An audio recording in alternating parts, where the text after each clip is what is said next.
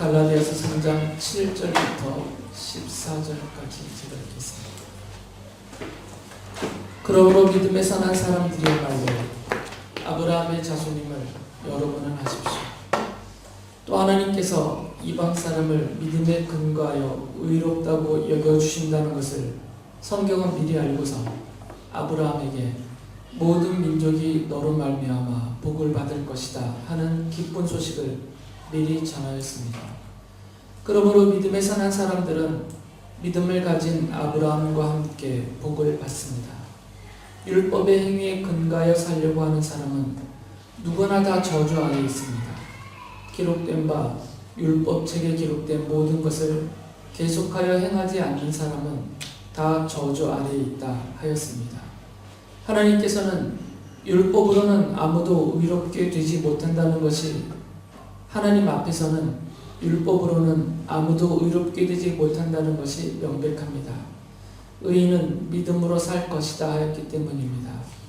그러나 율법은 믿음에서 생긴 것이 아닙니다. 오히려 율법의 일을 행하는 사람은 그 일로 살 것이다 하였습니다. 그리스도께서 우리를 위하여 저주를 받은 사람이 되심으로써 우리를 율법의 저주에서 속량해 주셨습니다. 기록된 바 나무에 달린 자는 모두 저주를 받은 자이다 하였기 때문입니다.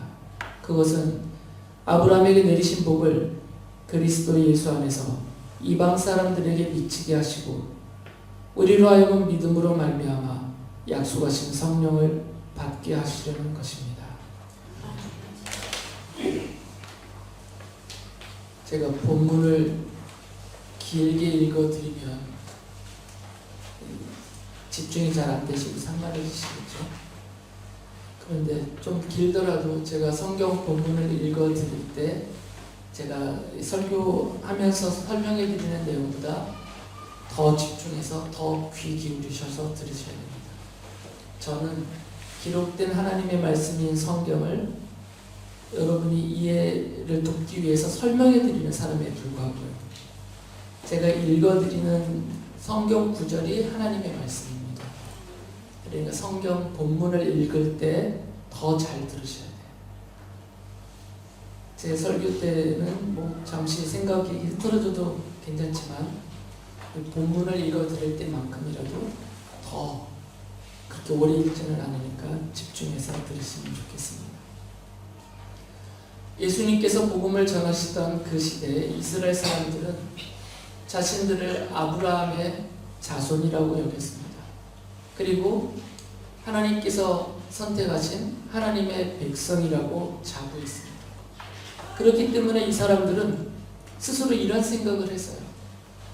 우리가 아브라함의 자손이니까 하나님께서 아브라함을 택하고 부르시면서 아브라함에게 해주셨던 그 약속을, 그리고 그 약속 안에 담겨있는 그 복을 아브라함의 자손인 우리들이 물려받을 것이다, 이렇게 확신을 하고 있었어요. 예수님께서는 이런 생각을 하는 그 이스라엘 사람들이 율법주의에 빠지면서 위선을 하고 있었기 때문에 아브라함과 같은 믿음은 없고 아브라함처럼 정말 경외심으로 그리고 경건함으로 주님을 믿고 섬기며 따르지도 않으면서 그 율법 조항들을 지키면서 스스로를 의롭다라고 자랑하고 자기 스스로를 혈통적으로 아브라함의 자손이기 때문에 우리는 언약의 백성이다, 이렇게 여기는 그들에 대해서 책망을 하셨어요. 더군다나 이들은 그 아브라함이 믿었던 하나님이, 그리고 하나님이 주신 그 말씀에서 약속하셨던 하나님의 아들로서 그리스도로 오신 예수님을 배척하고 있었거든요. 그래서 예수님이 그들을 이렇게 책망하셨습니다. 마태복음서 3장 9절에 보면 그리고 너희는 속으로 주제넘게 아브라함이 우리 조상이다 하고 말할 생각을 하지 말아라. 내가 너희에게 말한다. 하나님께서는 이 돌들로도 아브라함의 자손을 만드실 수 있다. 유대인들은 그런 생각을 속으로 하고 있었단 말이에요. 아브라함은 우리의 조상이고 우리는 아브라함의 자손이고 그러니까 하나님이 아브라함에게 약속하신 복을 우리가 받을 것이다. 스스로 이렇게 생각하고 있는데 예수께서는 주제넘게 너희들 그런 생각하지 말라고 하셨어요. 그러면서 만약에 율법주의에 빠져서 위선을 하고 있는 이 유대인들이 하나님의 택하신 아브라함의 자손이라면 이 돌들도 아브라함의 자손이 될 거다라는 말씀이에요. 이 말씀은 하나님이 돌들을 인간으로 변화시켜서 창조하셔서 아브라함 자손이 되게 하신다 이 말이 아니고 너희들이 아브라함의 자손이라면 얘네들 이 돌덩어리들도 아브라함의 자손이다라고 그들을 비하하는 말씀이에요. 아브라함과 같은 믿음도 없으면서 아브라함처럼 하나님의 언약에 신실하게 믿음으로 순종하며 따르지도 않으면서 혈통을 물려받았다고 해서 아브라함의 피가 우리 몸에 있다고 해서 스스로 아브라함의 자손이라고 하고 하나님이 아브라함에게 약속하신 그 약속은 믿음을 통해서 얻는 약속인데 우리가 아브라함의 자손이니까 하나님이 아브라함에게 약속하신 그 복을 우리가 물려받을 것이다. 이렇게 생각하지 말라라는 말씀이에요. 그러면서 예수님께서 이 유대인들 이스라엘 사람들이 진정한 아브라함의 자손이 아니다라는 이유를 이렇게 말씀하세요. 요한복음서 8장 39절 40절에 보면 그들이 예수께 말하였다. 우리 조상은 아브라함이요. 예수께서 그들에게 대답하셨다. 너희가 아브라함의 자녀라면 아브라함이 한 일을 하였을 것이다. 그러나 지금 너희는 너희에게 하나님에게서 들은 진리를 말해준 사람인 나를 죽이려고 한다. 아브라함은 이런 일을 하지 않았다. 너희들이 자칭 아브라함의 자손이다라고 말하고 있고 아브라함의 자녀라고 말하고 있지만 만약에 너희들이 정말 아브라함의 자녀라면 아브라함이 한 일을 하였을 것이다 라는 말씀입니다. 아브라함이 한 일이 뭡니까? 하나님을 믿는 것입니다. 그런데 너희들은 안 믿는다는 거죠. 혈통은 아브라함의 피를 물려받았을지 모르겠지만 너희들은 아브라함이 한 그 일, 믿음의 일을 안 했다.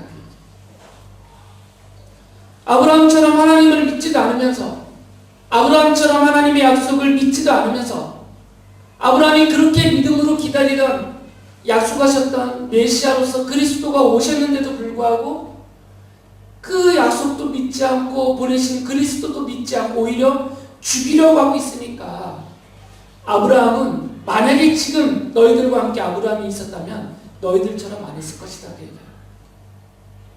예수님을 그 언약의 자손으로 오신 메시아로서 오신 그리스도를 믿고 그분을 순종하고 따랐을 것이지만 너희들은 오히려 나를 죽이려고 한다라는 말이에요.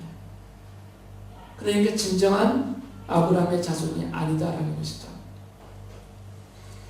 바울 사도도 예수님의 말씀을 그대로 받아서 아브라함의 피를 이어받은 아브라함의 혈통적인 자손이 다 아브라함의 자손은 아니라는 거죠. 그러면서 이렇게 말을 합니다. 이삭을 예를 들면서 하나님의 약속을 따라서 태어난 이삭을 예를 들면서 이렇게 말을 해요. 로마서 9장 6절 8절에 보면 그러나 하나님의 약속의 말씀이 패했다고는 할 수 없습니다. 이스라엘에게서 태어난 사람이라고 해서 다 이스라엘 사람이 아니고 아브라함의 자손이라고 해서 다 그의 자녀가 아닙니다. 다만 이삭에게서 태어난 사람만을 너의 자손이라고 부르겠다 하셨습니다. 이것은 곧 육신의 자녀가 하나님의 자녀가 되는 것이 아니라 약속의 자녀가 참 자손으로 여겨지리라는 것을 뜻합니다. 바울 사도도 예수님의 가르침을 그대로 받아서 이렇게 말한 것이에요. 유대인들을 향하여서 스스로 아브라함의 자손이라고 자부하는 그들을 향하여서 아브라함의 피를 물려받은 혈통적인 아브라함의 자손이라고 해서 다 아브라함의 자손이 아니라는 것이죠. 구분을 나누는 거죠. 아브라함의 피를 물려받은 그 유대인들 중에서도 아브라함과 같은 믿음을 가진 약속의 자녀들은 참 아브라함의 자손이 되는 것이고 아브라함과 같은 믿음이 없는 하나님의 약속을 믿지 않는 그 믿음이 없는 사람들은 그냥 혈통적인 자손에 불과하다 그 얘기예요. 그러니까 바울 사도도 유대인이에요. 베드로도 유대인이에요. 사도들도 유대인이고 초대교회로 모였던 예루살렘과 유대 지방에 있었던 성도들도 다 유대인이에요. 그래서 둘로 나눠진 것이죠. 비록 똑같은 아브라함의 피를 물려받은 똑같은 이스라엘 사람들 유대인이지만 그 중에서 아브라함이 믿었던 하나님의 약속대로 이 땅에 오신 예수 그리스도를 믿는 사람들만 아브라함의 참 언약의 자손이고, 그 예수 그리스도를 배척하고 죽이려고 하는 하나님의 약속을 믿지 않는 너희들은 그냥 피만 물려받은 자손에 불과하다라고 나왔던 거죠. 그러면서 이스라엘 사람들이, 이 유대인들이 우리가 아브라함의 자손이니까 하나님이 아브라함에게 주신 그 약속하신 복을 우리가 물려받을 것이다 라고 착각하고 있는 그들을 향해서 바울 사도가 이렇게 말을 해요. 로마서 4장 16절에 보면 이런 까닭에 이 약속은 믿음에 근거한 것입니다. 그것은 하나님께서 아브라함에게 이 약속을 은혜로 주셔서 이것을 그의 모든 후손에게도 곧 율법으로 사는 사람들에게만이 아니라 아브라함이 지닌 믿음으로 사는 사람들에게도 보장하시려는 것입니다. 아브라함은 우리 모두의 조상입니다.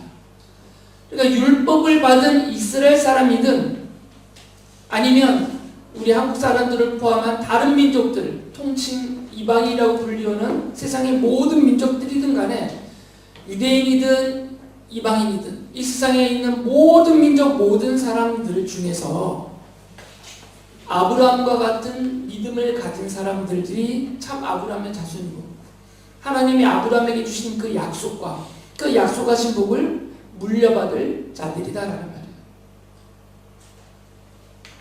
그래서 바울 사도가 갈라디아서 3장 7절에서 이렇게 말을 합니다. 그러므로 믿음에서 난 사람들이야말로 아브라함의 자손임을 여러분은 아십시오. 믿음으로 아브라함과 같은 그 믿음을 갖고 있는 사람들만 아브라함의 믿음의 자손이라는 거죠. 이 말은 아브라함이 하나님께로부터 약속으로 받은 그 복을 물려받을 자손이란 말이에요. 하나님의 자녀가 되는 일은 피로 되지 않습니다. 아브라함의 혈통을 이어받았다고 해서 하나님의 자녀요 하나님의 백성이 되지 않습니다. 아브라함이 믿었던 그 믿음대로 하나님의 아들이신 예수 그리스도가 우리를 대신해서 십자가에서 죽으시고 부활하시고 우리의 모든 죄를 하나님 앞에 용서받게 해주신다라는 이 약속을, 십자가의 복음을 믿는 사람들만 하나님의 자녀요 아브라함의 믿음의 자손이 되는 거죠.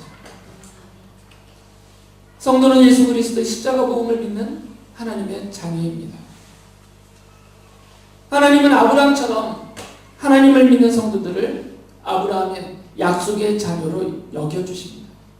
그렇기 때문에 아브라함은 모든 성도들의 믿음의 조상이고 성도들은 아브라함의 믿음의 자손입니다. 그리고 하나님은 아브라함의 하나님이셨고 지금도 아브라함의 믿음을 이어받고 있는 아브라함의 믿음의 자손인 성도들의 하나님이십니다. 하나님께서 창세기 12장에 보면 아브라함을 선택하고 부르셨어요. 아브라함이 메소포타미아 강 건너편에 곧 바빌로니아 땅에 지금의 이란 지역에서 자신들의 조상들을 따라서 우상을 숭배하고 살던 그때 하나님께서 아브라함을 선택하셨습니다. 그리고 아브라함을 부르셨어요. 그러면서 아브라함에게 약속을 해주셨습니다. 내가 너에게 알려줄 땅으로 가거라 하시면서 이렇게 약속해 주셨어요. 창세기 12장 1절 3절에 보면 너는 내가 살고 있는 땅과 내가 난 곳과 너의 아버지의 집을 떠나서 내가 보여주는 땅으로 가거라. 내가 너로 큰 민족이 되게 하고 너에게 복을 주어서 내가 크게 이름을 떨치게 하겠다. 너는 복의 근원이 될 것이다. 너를 축복하는 사람에게는 내가 복을 베풀고 너를 저주하는 사람에게는 내가 저주를 내릴 것이다. 땅에 사는 모든 민족이 너로 말미암아 복을 받을 것이다. 아브라함을 축복하는 사람은 하나님이 아브라함에게 주신 복을 함께 받게 해주신다는 말씀입니다. 아브라함을 저주하는 사람은 아브라함이 받게 해주겠다고 하신 그 약속하신 복을 받지 못하고 오히려 하나님의 심판을 받게 된다는 거예요. 그래서 아브라함이 복의 근원이 된다는 겁니다. 아브라함을 두고 복을 받을 사람과 저주와 심판을 받을 사람이 갈라지기 때문이에요. 아브라함을 축복하는 사람이라는 말은 아브라함의 믿음을 추앙하는 사람이에요. 와, 아브라함이 하나님을 믿어서 하나님의 백성으로서 하나님의 자녀로서 이렇게 하나님이 약속하는 복을 누리고 있구나. 아브라함의 믿음을 추앙하는 사람이에요. 그러면서 아브라함과 같은 믿음을 갖는 사람을 말합니다. 아브라함을 바라보면서 그래서 아브라함 하나님을 믿는다는 사람이지만 형편없다라든지 저 사는 꼴을 바라든지 에이 아브라함이 믿는 하나님이 별거 아니네. 오히려 그러면서 아브라함을 조롱하고 멸시하는 사람들은 아브라함을 저주하는 사람들이다 그 말이에요. 아브라함이 갖고 있는 하나님에 대한 믿음을 추앙하지 않고 오히려 조롱하며 배척하는 사람들을 말해요. 아브라함을 놓고 반응하는 두 종류의 사람에게 하나님이 약속하신 복이 임하고 하나님이 경고하신 저주와 심판이 임하는 것이에요. 그래서 아브라함을 복의 근원이 됐다라고 말씀하신 겁니다. 바울 사도가 이 말씀을 알기 때문에 그리고 이 말씀을 근거로 해서 갈라디아서 3장 8절에서 이렇게 말합니다. 또 하나님께서 이방 사람을 믿음에 근거하여 의롭다고 여겨주신다는 것을 성경은 미리 알고서 아브라함에게 모든 민족이 너로 말미암아 복을 받을 것이다 하는 기쁜 소식을 미리 전하였습니다. 아브라함을 축복하는 사람의 제한이 없어요. 아브라함의 피를 이어받은 이스라엘 사람들, 유대인이라고 말하는 그 사람들만 복을 받는다는 게 아니고요. 아브라함을 축복하는 어느 누구든 아브라함의 믿음을 추앙하면서 아브라함처럼 나도 하나님을 믿겠다고 하는 어느 민족 어느 나라 사람이든 다 복을 받게 해주신다라는 약속이에요.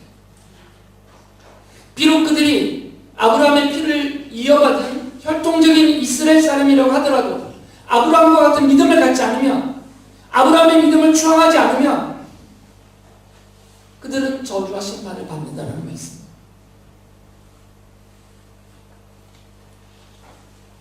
그래서 바울이 갈라디아서 3장 9절에서 이렇게 선언을 합니다. 그러므로 믿음에 선한 사람들은 믿음을 가진 아브라함과 함께 복을 받습니다. 하나님이 아브라함에게 약속하신 복은 그 아브라함과 같은 믿음을 가진 믿음의 자손들만 받는다 그 얘기예요. 피를 물려받았다고 자동으로 받는 것이 아닙니다. 갈라디아서 3장 29절에서 이렇게 성도들을 향해서 말합니다. 여러분이 그리스도께 속한 사람이면 여러분은 아브라함의 후손이요 약속을 따라 정해진 상속자들입니다. 성도들이 상속자라는 겁니다. 바로 우리들이 하나님이 아브라함에게 하신 그 약속을 믿음의 아브라함의 믿음의 후손으로서 상속받을 상속자라는 것이에요. 이스라엘 사람들은 아브라함의 피를 물려받았기 때문에 그 언약을 상속받을 상속자라고 자칭 자부하고 있었습니다. 그러나 성경은 그렇게 말하지 않고 사도 바울은 그렇게 말하지 않습니다. 아브라함과 같은 믿음을 가진 믿음의 자손인 성도들이 아브라함의 약속을 복으로 이어받을 상속자들이다라고 말을 합니다.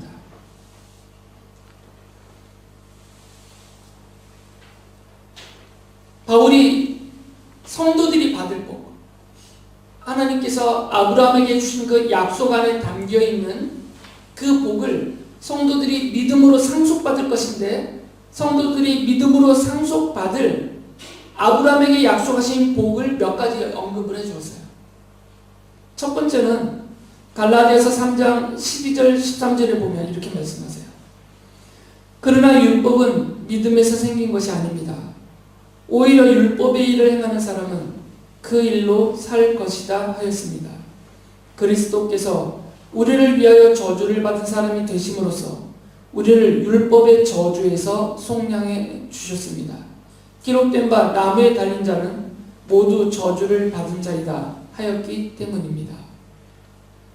무슨 말씀이냐면 우리가 보통 복이라고 말을 하면 물질적인 것을 생각하기가 쉬워요. 물질적인 복. 그리고 또 우리가 심리적으로 정서적으로 얻게 되는 평안함, 이런 것들을 주로 복으로 생각을 해요. 그런데 이게 복이 아니라는 게 아닌 거예요.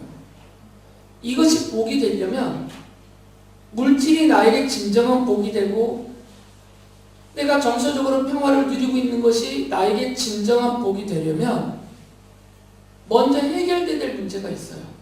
율법의 저주에서 벗어나야 돼요.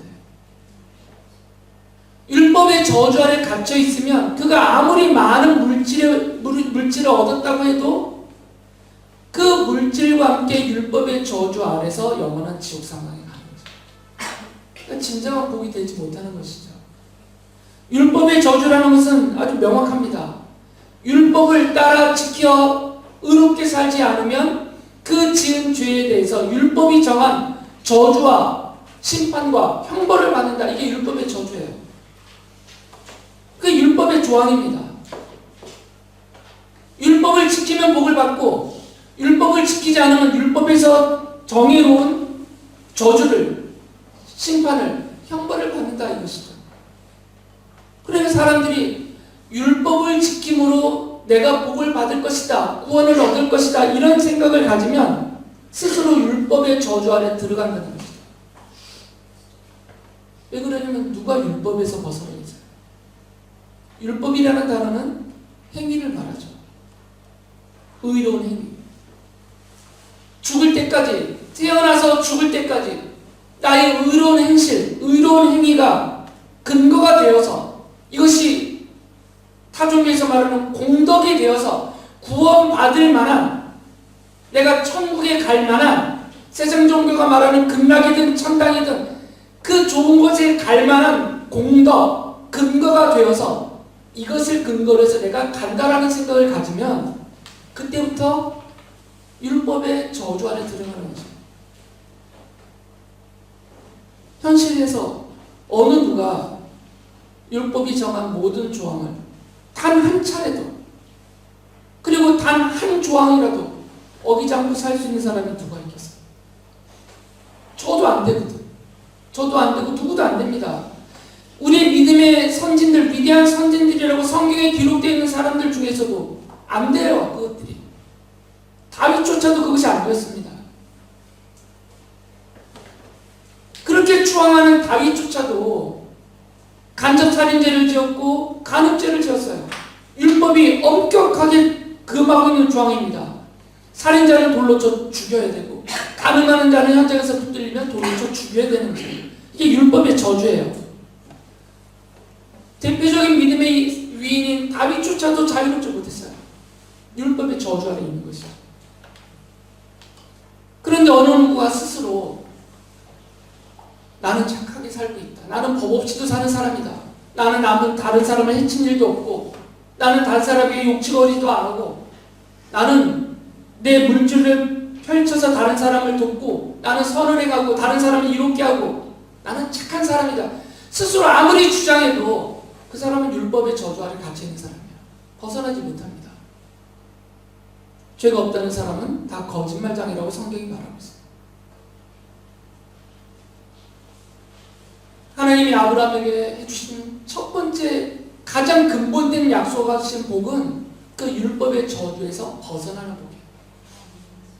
비록 인생의 본성 때문에, 본질적인 연약함 때문에, 부족함 때문에, 이로 인한 어리석음 때문에 죄의 악을 제대로 분별하지 못하고 그것을 이겨내지 못하고 죄악 가운데 사는 우리 인생을 하나님이 불쌍하게 여겨주셔서 그 믿음을 보시고 그 죄의 악을 대신하여 십자가에서 벌을 받고 그 형벌을 당하고 죽어주신 예수 그리스도의 십자가 복음을 믿음으로 그 죄를 용서해 주시는 그 하나님의 용서하시는 은혜, 이 은혜를 믿는 그 믿음 때문에 하나님이 율법의 저주에 갇혀서 영원한 지옥 형벌에 가지 않고 그 죄를 다 용서해 주시고 죄 없는 사람인 것처럼, 죄를 마치 안 지은 사람인 것처럼 여겨주셔서 하나님 앞에 설 때 의인으로 의롭게 여김받게 해주셔서 내 사랑하는 자녀다라고 선언해 주시고 영원한 하나님 나라의 생명을 주님과 함께 누리게 약속해 주셨어요. 율법의 저주에서 벗어나는 복을 받게 하신다는 얘기예요. 이게 믿음으로 얻는, 아브라함에게 약속하신 믿음으로 얻는 가장 본질적이고 가장 전제될 복이에요. 이 복을 받은 성도들에게 나머지 것이 진정한 복으로 다가올 수 있는 것입니다. 말씀드렸듯이 물질에는 깔려 죽을 정도로 엄청난 재산이 쌓여있지만 율법의 저주에서 벗어나지 못하고 있으면 그 수많은 재산 짊어지고 지옥 가는 거죠. 그게 무슨 진정한 복이 되겠습니까? 그래서 바울이 갈라디아서 3장 11절에서 이렇게 말합니다. 하나님 앞에서는 율법으로는 아무도 의롭게 되지 못한다는 것이 명백합니다. 의인은 믿음으로 살 것이다 하였기 때문입니다. 하나님 앞에서는 오직 믿음으로만 설 수 있고 그 믿음으로만 은혜 가운데서 복을 누리며 살 수 있다는 말씀입니다. 바울은 두 번째 복에 대해서도 얘기합니다. 아브라함과 같은 믿음으로 약속하신 복을 얻을 수 있는데 갈라디아서 3장 14절에서 이렇게 말합니다. 그것은 아브라함에게 내리신 복을 그리스도 예수 안에서 이방 사람에게 미치게 하시고 우리로 하여금 믿음으로 말미암아 약속하신 성령을 받게 하시려는 것입니다. 믿음으로 약속하신 성령을 받는 거죠. 바로 성령을 받는 것이 복이다. 그 말. 아브라함과 같은 믿음을 가진 사람들은 아브라함과 함께 하셨던 성령 하나님이 임하셔서 아브라함과 동행하시면서 아브라함을 복의 근원으로 살게 하신 그 성령 하나님의 인도하심을 받는 복을 받는다. 그 말이에요. 그래서 바울 사도가 에베소서 1장 13절에서 이렇게 말한 겁니다. 여러분도 그리스도 안에서 진리의 말씀, 곧 여러분을 구원하는 복음을 듣고서 그리스도를 믿었으므로 약속하신 성령의 날인을 받았습니다. 세 번째 복에 대해서도 바울이 말을 해요. 이렇게 두 가지만 말하니까 율법의 저주에서 벗어나서 구원하는 생명 얻는 복, 또 성령이 임하여서 성령의 인도하심을 받는 복, 이 두 가지만 말하면 너무 영적인 것 같고 추상적인 것만 같잖아요. 그런데 성경을 보면 아브라함은 이렇게 영적이고 추상적인 복만 받은 사람이 아니에요. 창세기 24장 1절에 보면 이렇게 기록되어 있습니다. 아브라함은 이제 나이가 많은 노인이 되었다. 주님께서는 아브라함이 하는 일마다 복을 주셨다. 아브라함이 하나님을 믿는 사람이라는, 그리고 하나님이 약속하신 복의 근원이라는 사실을 세상 앞에 드러내야 되기 때문에 하나님은 아브라함에게 그가 하는 일마다 복을 더하여 주셨다는 것이죠. 그래서 바울이 고린도서 9장 8절에서 이렇게 말한 겁니다. 하나님께서는 여러분에게 온갖 은혜가 넘치게 하실 수 있습니다. 그러므로 여러분은 모든 일에 언제나 쓸 것을 넉넉하게 가지게 되어서 온갖 선한 일을 얼마든지 할 수 있습니다.